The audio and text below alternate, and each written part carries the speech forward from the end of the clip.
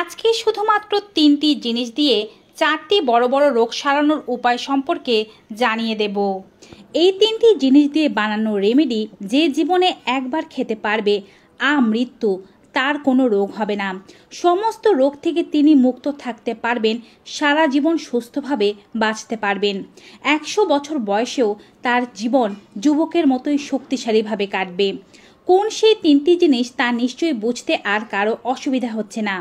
তেজপাতা, গোলমরিচ ও লবঙ্গ। আলাদা আলাদাভাবে এদের বিশেষ ক্ষমতা রয়েছে। একত্রিত হয়ে এরা সুপার পাওয়ারে পরিণত হয়, মানুষের দেহের সকল রোগের বিরুদ্ধে লড়তে পারে। তবে আজকে 4টি রোগ নিয়ে আমি বিশেষভাবে আলোচনা করছি। কিভাবে খাবেন, কোন নিয়মে খাবেন, কোন রোগের ক্ষেত্রে খাবেন তা জানতে সম্পূর্ণ ভিডিওটি একটু কষ্ট করে কন্টিনিউ করতে হবে। ভিডিওটি কাটবেন না, কারণ প্রত্যেকটি পর্যায়ে গুরুত্বপূর্ণ তথ্য দেয়া থাকে। ভিডিওটি ডাউনলোড করে রাখুন, পরবর্তীতে আপনাদের কাজে আসবে। অনেক খুঁজেও হয়তো তখন আর খুঁজে পাবেন না। চ্যানেলে নতুন হয়ে থাকলে চ্যানেলটি অবশ্যই সাবস্ক্রাইব করে দেবেন, বেল বাটনে ক্লিক করে দেবেন। ফেসবুক পেজও আমাদেরকে ফলো করবেন। চলুন শুরু করা যাক। আপনাদের মধ্যে অনেকেই হয়তো হার্টের রোগে আক্রান্ত। অনেক অল্প বয়সেও মানুষের আজকাল হার্টের সমস্যা দেখা দিচ্ছে। হার্টের শিরা উপশিরায় চর্বি বেশি, উচ্চ রক্তচাপের সমস্যা থাকলে আর হাই কোলেস্টেরলের সমস্যা থাকলে হার্টের রোগ হওয়ার সম্ভাবনা আরও বেশি বেড়ে যায়। যাদের ইতোমধ্যে হার্টে ব্লকেজ হয়ে গিয়েছে, সেই ব্লকেজ যদি 80%ও পৌঁছে গিয়ে থাকে, সেটি 40%-এ নেমে আনতে সাহায্য করবে এই রেমেডি। এটি হার্টের ব্লকেজকে কমিয়ে হার্টের শিরা উপশিরায় জমে থাকা চর্বিগুলোকে বের করে দেবে, হার্টকে বিশুদ্ধ রক্ত পাম্প করতে সাহায্য করবে। এক কথায়, হার্টের ব্লক থাকলেও আপনি সুস্থভাবে জীবনযাপন করতে পারবেন। হার্টের ব্লক ভালো হয়ে যাবে, হার্ট অ্যাটাক পর্যন্ত আপনি কখনোই পৌঁছাবেন না। তাই হার্টের রোগীরা অবশ্যই অপেক্ষা করুন রেমেডি প্রস্তুত ও খাওয়ার নিয়ম সম্পর্কে জানার জন্য। দ্বিতীয়ত বলছি, যাদের দেহের মধ্যে ইউরিক অ্যাসিডের মাত্রা বেশি। ইউরিক অ্যাসিড এমন একটি জিনিস যা দেহের মধ্যে বেড়ে গেলে গাঁটের ব্যথা হতে শুরু করে, বাতের ব্যথা হয়, শরীরের বিভিন্ন জয়েন্ট যেমন হাত পায়ের আঙুলের যে জয়েন্টগুলো আছে সেগুলো ফুলে যায়, বাঁকা হয়ে যায়, লালচে হয়ে যায়, ইউরিক অ্যাসিড জমতে থাকে। কিছু কিছু এমন খাবার আছে যার মধ্যে পিউরিন নামক পদার্থ আছে। সেই খাবারগুলো খেলে পিউরিনের মাত্রা দেহে বাড়তে থাকে, যার ফলে ইউরিক অ্যাসিড বাড়ে এবং আপনাদের গাঁটের সমস্যা হতে শুরু করে। এই রেমেডি টানা 7 দিন পর্যন্ত সেবন করতে পারলে এটি আপনার গাঁটের যে কোনো ধরনের সমস্যা, বাতের ব্যথা এগুলোকে কমিয়ে দেবে, ইউরিক অ্যাসিডের মাত্রাকে দেহে কন্ট্রোলে আনতে সাহায্য করবে। ইউরিক অ্যাসিডের সাথে সম্পর্কযুক্ত আরও একটি সমস্যার নাম হচ্ছে শরীরের বিভিন্ন জয়েন্টে ব্যথা। বয়স বাড়ার সাথে সাথে বোন ডেন্সিটি কমে যায়, হাড় পাতলা হয়ে যায়, হাঁটতে চলতে ব্যথা হওয়া খুবই স্বাভাবিক, কারণ স্বাভাবিকভাবে আমরা জীবনে ক্যালসিয়ামযুক্ত খাবারগুলো খাওয়ার ব্যাপারে তেমন একটা গুরুত্ব দিই না, ভিটামিন ডি যুক্ত খাবারগুলো খাই না, যার ফলে আমাদের ব্যথা হওয়াটা খুবই স্বাভাবিক পর্যায়ে এসে দাঁড়িয়েছে। নারীদের মধ্যে তো 40 বছর পার হওয়ার মধ্যেই ব্যথা শুরু হয়ে যায় তাদের শরীরে, কারণ তারা সন্তান প্রসব করতে অনেক ক্যালসিয়াম খরচ করে ফেলেন। হাড় বাঁকা হয়ে যাওয়া, হাড় পাতলা থাকা, হাড় ফুটো থাকা, অল্প আঘাতেই ব্যথা লাগা, হাড় ভেঙে যাওয়া, সমস্ত সমস্যা, হাঁটতে চলতে না পারা, কোমর, হাঁটু, পিঠ, শরীরের বিভিন্ন জয়েন্টে ব্যথা, সমস্ত সমস্যার ক্ষেত্রে আপনি এই রেমেডি সেবন করতে পারেন। এটি আপনার দেহের যে কোনো ব্যথাকে 7 থেকে 14 দিনের মধ্যে গোড়া থেকে একেবারে নির্মূল করে দেবে এবং একই সাথে এটি আপনার শরীরকে রিফ্রেশ হতে সাহায্য করবে, মাংসপেশিগুলোকে রিল্যাক্স করবে, রগকে রিল্যাক্স হতে সাহায্য করবে।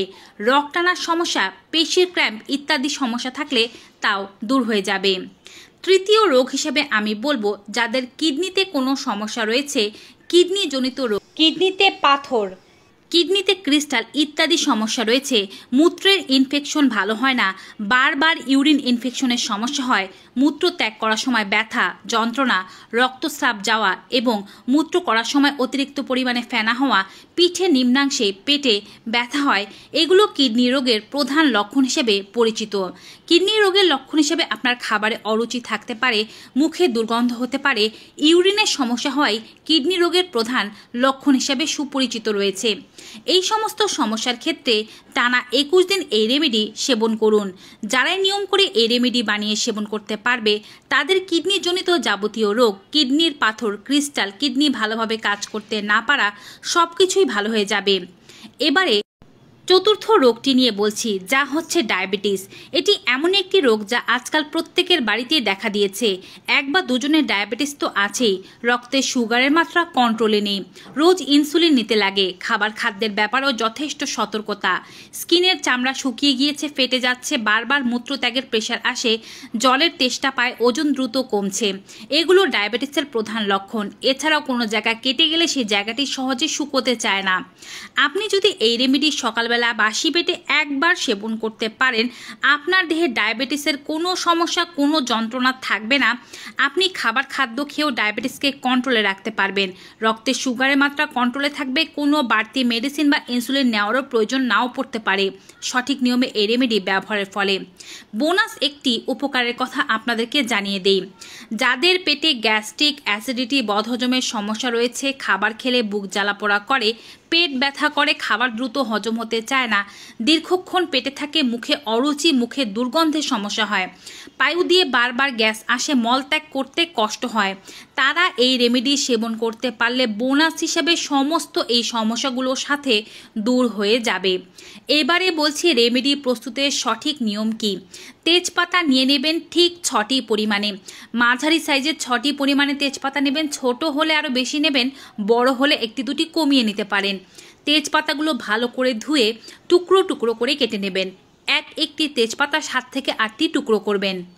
4টি পরিমাণে নেবেন গোলমরিচ। গোলমরিচগুলো একটু থেতো করে নেবেন, যেন একটু গুঁড়ো গুঁড়ো হয়ে যায়, তবে একেবারে গুঁড়ো করে বা পিষে ফেলার দরকার নেই। এবং 4টি পরিমাণে নেবেন লবঙ্গ। লবঙ্গ যখন নেবেন অবশ্যই এর মাথার ফুলটি আছে এমনই লবঙ্গ দেখে নেবেন। এই উপকরণগুলো অর্থাৎ লবঙ্গ এবং গোলমরিচ একটু থেতো করে নিলে ভালো ফলাফল পেতে পারবেন। এবারে জল নেবেন 1.5 কাপ পরিমাণ বা 1 গ্লাসের একটু বেশি নেবেন যদি গ্লাসে জল নেন। সবগুলো উপকরণ দিয়ে তারপরে চুলায় আপনি আগুন দিয়ে দেবেন, অর্থাৎ স্টোভ জ্বালিয়ে দেবেন। পাত্রটির উপরে ঢাকনা দিয়ে দেবেন, ফুটতে দেবেন। আঁচ খুব বাড়িয়ে দেবেন না, আবার খুব কমিয়েও দেবেন না, মিডিয়াম রাখবেন। ফুটতে ফুটতে 5 মিনিট অপেক্ষা করবেন।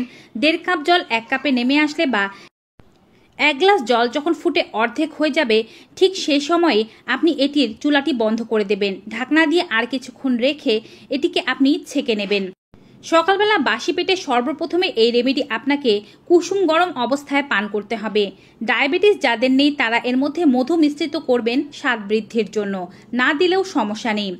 ডায়াবেটিস যাদের আছে তারা শুধুমাত্র মধুটি ব্যবহার করবেন না, বসে আস্তে ধীরে এই রেমেডি সেবন করুন। প্রতিদিনই এটিকে টাটকা বানিয়ে সেবন করতে হবে। ইউরিক অ্যাসিডের রোগীদের ক্ষেত্রে সকালবেলা বাসি পেটে এটি সেবন করতে হবে। 7 দিন পর্যন্ত ইউরিক অ্যাসিডের মাত্রা কমে যাবে। হার্টের সমস্যার ক্ষেত্রে যতদিন না হার্টের ব্লকেজ খুলে যাচ্ছে ততদিন খেতে হবে। অন্ততপক্ষে 1 থেকে 2 মাস খেলে ভালো ফলাফল পেতে পারবেন।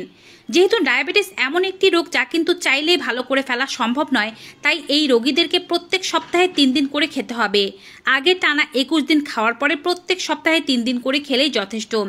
শরীরের দীর্ঘমেয়াদী ব্যথা যাদের রয়েছে তারা টানা 30 থেকে 40 দিন পর্যন্ত খেয়ে যাবেন। গ্যাস্ট্রিক অ্যাসিডিটি বা কনস্টিপেশনের রোগীরা 7 দিন খাবেন পেটের সম্পূর্ণ মল ও গ্যাস বেরিয়ে যাওয়ার জন্য। পরবর্তীতে আপনি যখন সমস্যা অনুভব করবেন তখনই খেতে পারেন। কিডনির পাথর বা ক্রিস্টালের ক্ষেত্রেও সমস্যা না ভালো হয়ে যাওয়া পর্যন্ত খেয়ে যাওয়া উচিত। যাদের গ্যাস অ্যাসিডিটির সমস্যা হচ্ছে তাদেরকে যে সকালবেলা বাসি পেটে এটিকে সেবন করতে হবে ব্যাপারটি তেমন নয়। আপনারা দিনের মধ্যে যখন সুবিধা অনুভব করবেন বা গ্যাস্ট্রিক অ্যাসিডিটির জন্য যখন কষ্ট পাচ্ছেন তখনই আপনারা এই রেমেডি বানিয়ে ঠান্ডা করে খেতে পারেন। গ্যাসের সমস্যার ক্ষেত্রে খুব গরম না খেয়ে কুসুম গরম অবস্থায় বা ঠান্ডা ঠান্ডা খেলে ভালো ফলাফল পাওয়া যায়। তবে যাদের মল বেশ কষা, মল ত্যাগ করতে কষ্ট হয়, পাইলস হয়ে গিয়েছে, অ্যানাল ফিসার, ফিস্টুলার সমস্যা রয়েছে, সকালবেলা উঠে শক্ত মল বের করতে গিয়ে বেহাল দশা হয়ে যায়, তারা অবশ্যই সকালবেলা বাসি পেটে এটিকে সেবন করবেন এবং যতটা সম্ভব গরম গরম পান করার চেষ্টা করবেন। এতে করে বাউল মুভমেন্ট ঠিকঠাকভাবে হবে। এটি পান করার পরে বসে না থেকে একটু হাঁটাহাঁটি করবেন কিছুক্ষণ পর্যন্ত। মল নরম হয়ে যাবে এবং কিছুক্ষণের মধ্যে মলত্যাগের প্রেশার আসবে, তখন মলত্যাগ করে ফেলতে পারেন।